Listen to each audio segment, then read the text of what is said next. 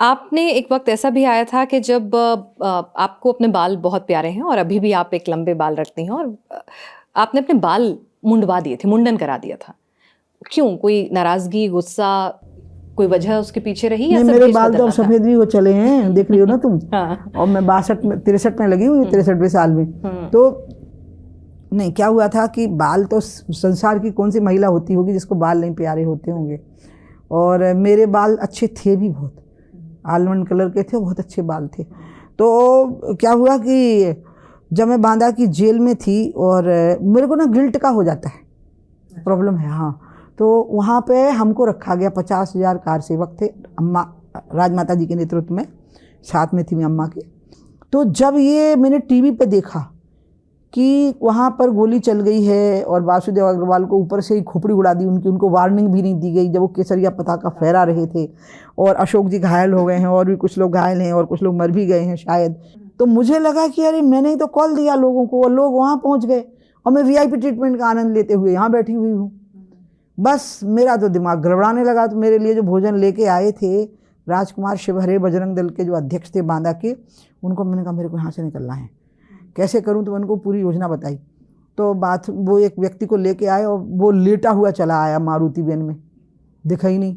हाँ, कुछ चेक नहीं करते थे ना ज़्यादा, कहाँ जाएंगे जब 50,000 लोग नहीं जा रहे। तो ये तो डिसिप्लिन सोल्जर हैं, ये मेंबर ऑफ पार्लियामेंट है, ये कहाँ जाएंगे।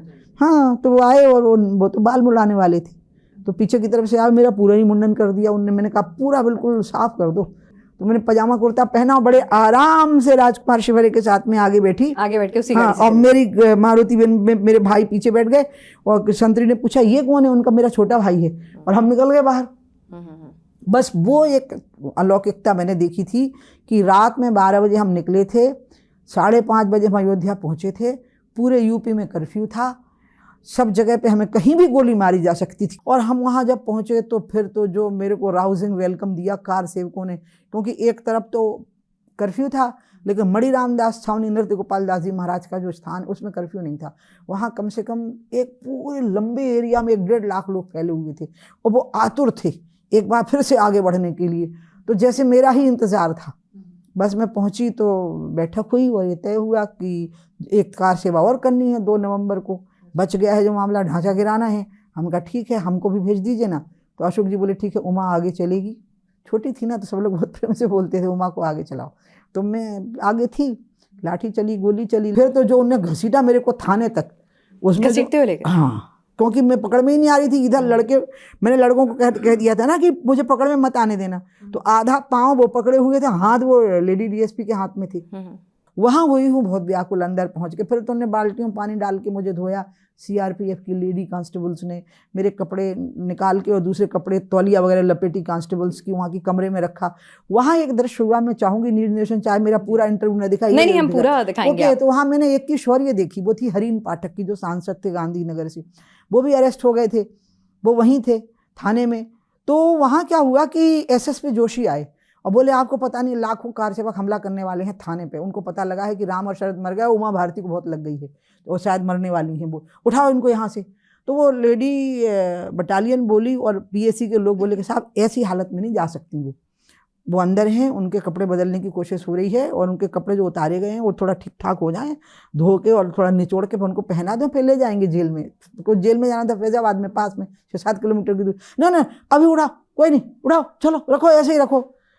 अब मैं वो बताऊंगी जो बताना नहीं चाहिए, लेकिन आज बता सकती हूँ। तब पीएससी ने बंदूकें तान दी उनकी तरफ, आप ये नहीं कर सकते, सॉरी, आप हमारे एसपी, हम आपकी सुनेंगे नहीं, और सुनेंगे नहीं, और आप सोच लीजिए फिर।